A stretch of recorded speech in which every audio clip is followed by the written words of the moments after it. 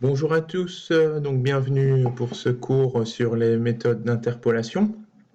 J'espère que vous allez bien en ces temps un peu compliqués. Donc aujourd'hui, ce qu'on va voir, c'est des méthodes d'interpolation. On va voir trois types différents de méthodes. Les méthodes basées sur les polynômes de Lagrange, ensuite les méthodes basées sur les splines cubiques, et enfin les méthodes de régression. Donc l'interpolation, c'est quoi? On a un ensemble de points, un ensemble de données, un échantillon de données. Donc c'est un ensemble discret, il est fini. Et on veut en obtenir une fonction continue, c'est-à-dire pouvoir déterminer quelles seraient les valeurs en d'autres points de notre fonction. Cette fonction n'est pas connue, donc on va essayer de trouver une fonction qui correspond à l'ensemble des points qui sont connus. Donc les applications, c'est la synthèse d'images. Par exemple, ça peut être une image où il y a quelques propriétés qui sont un peu floues, des pixels qui ont été mal intégrés. On voudrait approximer donc la couleur d'un pixel à partir des couleurs des pixels proches. Les polices de caractères, on pourra interpoler deux polices de caractères pour en créer une nouvelle. Études mathématiques d'un ensemble de valeurs et des prévisions, ce qui est beaucoup d'actualité en ce moment. Le problème, c'est qu'on a une fonction que l'on connaît seulement sur un petit ensemble de points. Donc ici, on a n plus 1 point, donc A0, A1, AN, et leur image associée. Donc A0, c'est plutôt les vecteurs A ici, ça correspond plutôt aux abscisses, et le vecteur f ici aux ordonnées. Attention, on a n plus 1, puisqu'ici les indices partent de 0, donc on a n plus 1 point. Et donc, quel que soit i dans l'ensemble discret 0, 1 qui va jusqu'à n, on a son image fi à travers la fonction f. Donc, on connaît la fonction f, mais qu'à travers un certain nombre de points. Donc, un exemple, si je vais dans MATLAB, j'ai un vecteur avec des abscisses, donc 1, 2, 3, par exemple 7, 10 et 15, donc 15 abscisses, puis après les ordonnées, c'est les valeurs de la fonction f en ces points, par exemple 1, 4, 10, 51, 103 et 245. Ce que je vais faire, je vais simplement afficher mon ensemble de points. Donc les points vont être identifiés ici, je vais mettre un 0 pour un O pour identifier un point. Je trace ma courbe. Et ici, ce n'est pas une courbe, mais c'est un ensemble de points. On voit, on a plutôt une tendance exponentielle, mais on ne connaît pas notre fonction f. Donc notre but ici, ça va être de trouver une fonction qui interpole ces points. Donc quelle serait par exemple la valeur que l'on donnerait à l'abscisse 5 si on devait donc déterminer cette valeur à 5 alors qu'on connaît que des valeurs pour un certain nombre d'autres points. Donc une interpolation classique, c'est l'interpolation linéaire. On va simplement tracer une droite entre chaque couple de points. Donc si je trace cette droite, simplement, on obtient ça. On voit qu'entre chaque paire de points ici, on va avoir une droite. Donc c'est une méthode d'interpolation toute simple où on trace une droite entre deux points. Nous, on va voir d'autres choses. C'est plutôt comment faire passer un polynôme par tous ces points. Donc ce sera les polynômes de Lagrange. Et puis aussi des méthodes de régression où là, on ne faudra plus passer par chacun des points, mais il faudra essayer d'avoir une fonction qui passe le plus près possible de tous les points. Donc si je reviens à la présentation, on a cet ensemble de points. On souhaite mieux connaître f. Et donc, il faut pouvoir calculer f de x sur un grand nombre de points. On aimerait connaître des propriétés mathématiques de f, par exemple l'intégrale, mais on ne connaît pas f explicitement. Et donc, on va essayer de représenter f par une fonction simple. Donc, comment choisir cette fonction? Donc, soit j'ai la fonction qui représente f. Donc, g, ça va être la fonction qui va essayer de représenter f, puisqu'on ne connaît pas f. G doit être proche de f, c'est-à-dire qu'elle doit coïncider avec f sur les points AI. Donc en AI, il faut que G donne exactement la valeur donnée par F. Donc ça pourra être les polynômes d'interpolation de Lagrange ou les splines, ou alors une autre façon de marcher, de déterminer cette fonction f, ce serait non pas d'essayer d'avoir une correspondance parfaite, mais essayer de minimiser l'erreur que l'on aurait sur les points. Donc c'est souvent, on utilise le critère des moindres au carré, ce sera la méthode de régression qu'on verra en troisième partie. Au spion, on aimerait bien avoir des dérivées qui coïncident avec celles de f. G doit être simple, par exemple on pourra utiliser des fonctions polynomiales par morceau, des fonctions rationnelles, des fonctions trigonométriques, et G doit avoir de bonnes propriétés, par exemple régulières, continues jusqu'à l'ordre n, ainsi que ses dérivés, pour avoir une fonction qui a des bons comportements entre les points d'interpolation. Et aussi essayer de minimiser l'erreur entre la fonction réelle f qu'on ne connaît pas et l'approximation g qu'on va essayer de déterminer. Donc, on va d'abord s'intéresser au cas où g est une fonction polynomiale ou polynomiale par morceau. Et un théorème de base, c'est que toute fonction continue sur un intervalle AB de R, de la droite des réels, est limite uniforme d'une suite de polynômes. Donc, par exemple, on peut utiliser les polynômes de Taylor, qui sont plutôt connus, moins connus polynômes de Chebyshev, ou des polynômes minimax. Donc comment ça marche?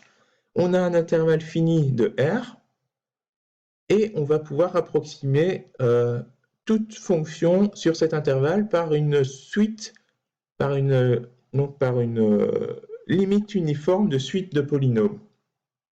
Et donc par exemple le signe de x, si vous connaissez vos développements de Taylor, mais le Taylor en 0 de signe de x, c'est x moins x cube sur 6 plus x exposant 5 divisé par 5 factoriel, moins x exposant 7 sur 7 factoriel, etc. On peut aller plus loin, et plus on ira loin dans le développement, plus ça sera précis. Donc ce développement de Taylor en 0, il est ici identifié par la fonction bleue. Et donc on voit qu'on est très proche, de la fonction signe de x en 0, ça coïncide bien, et puis plus on s'éloigne de 0, plus on va être loin de la fonction signe de x. Il y a un autre type de fonction min-max, où là on va essayer de déterminer un polynôme qui se rapproche le plus de notre fonction. Donc là c'est plutôt basé sur des méthodes d'optimisation, puisqu'on cherche les meilleurs coefficients du polynôme qui s'adaptent le mieux à notre fonction. Donc, première méthode qu'on va voir, ce sont les méthodes basées sur les polynômes de Lagrange. Donc, dans ce chapitre, G sera le polynôme de degré n qui est égal à la fonction f sur tous les points A0, A1 jusqu'à n. Et on va essayer de définir un polynôme d'interpolation tel que pour ce polynôme-là, en tous les points AI, on a bien, donc en toutes les abscisses AI, ça correspond bien aux ordonnées données par la fonction f. Donc les points là sont connus, donc on va essayer de faire coïncider notre polynôme avec ces points qui sont connus. Et il est possible de déterminer un polynôme qui passe par tous ces points. Ce qu'on appelle, c'est les polynômes de Lagrange basés sur ce qu'on appelle des bases de Lagrange. Donc on a les n plus 1 points distincts, donc on part de A0, on va jusqu'à n, et on va d'abord définir des bases de Lagrange qui sont définies de cette façon-là. Ça paraît un peu compliqué comme ça, mais ce n'est pas très compliqué si on détaille un peu ce qui se passe derrière ces bases de Lagrange. Donc on a Li de x qui est égal au produit de k qui va jusqu'à 0 sans prendre i, donc k doit être différent de i jusqu'à n, de cette fraction qui vaut x moins ak divisé par ai moins ak. Donc ici on a un polynôme qui dépend de x, c'est notre variable x, ak, ai sont connus, ce sont les valeurs données par les abscisses des points. Et on peut remarquer que ces bases de Lagrange, quel que soit ij, on a que LI de AJ vaut 1 si I égale J, et ça vaut 0 si I est différent de J. On peut voir ça. Donc si I égale J, qu'est-ce qui se passe dans notre produit que l'on a ici? Si I égale J, on va donc faire un LI de AI. Donc LI de AI, X vaut AI. Donc X vaut AI, donc on aura AI moins AK divisé par AI moins AK. Donc ça donne 1.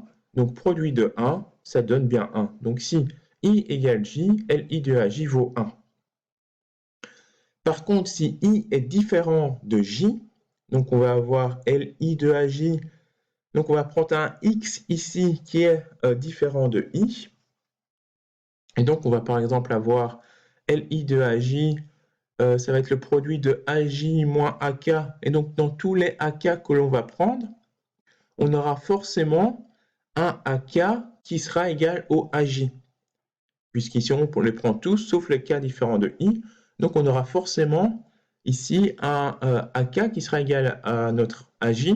Et donc ce produit-là, le numérateur va valoir 0. Et donc on aura ce produit qui vaudra 0 si I est différent de J.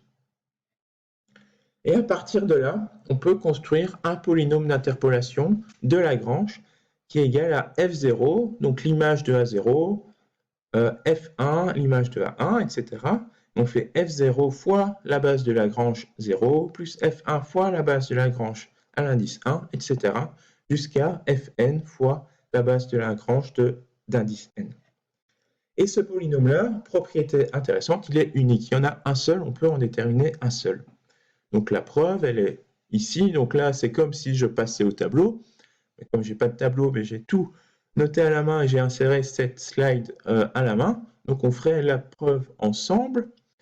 Donc c'est une preuve par l'absurde, puisqu'on va montrer qu'il en existe un. Donc on va d'abord supposer qu'il en existe deux et montrer que ces deux polynômes, ils ne peuvent pas être différents, et donc on va montrer qu'ils sont égaux. Donc ça montre l'unicité du polynôme d'interpolation de Lagrange. Donc on va d'abord faire par l'absurde, on va supposer qu'il existe deux polynômes distincts, P1 et P2, tels que P1 de A0 c'est F de 0, P1 de AN c'est Fn, etc. Et on a un autre polynôme qui correspond bien aux points qui sont donnés, P2 de A0 qui vaut F0, et on va jusqu'à P2 de AN qui vaut Fn. Donc P1 et P2 passent par n plus 1 point et sont de degré n. Les polynômes d'interpolation de Lagrange sont de degré n si on a n plus 1 point. On va construire un nouveau polynôme P3 qui va être égal à P1 moins P2. Donc on fait P1 moins P2. Donc à ce moment-là, on va supposer que P3 est non nul et de degré inférieur ou égal à n, puisque P1 est de degré n et P2 aussi de degré n. Donc il y a peut-être des coefficients qui s'annulent. Donc ce sera inférieur ou égal à n, mais ça ne sera sûrement pas de degré supérieur à n.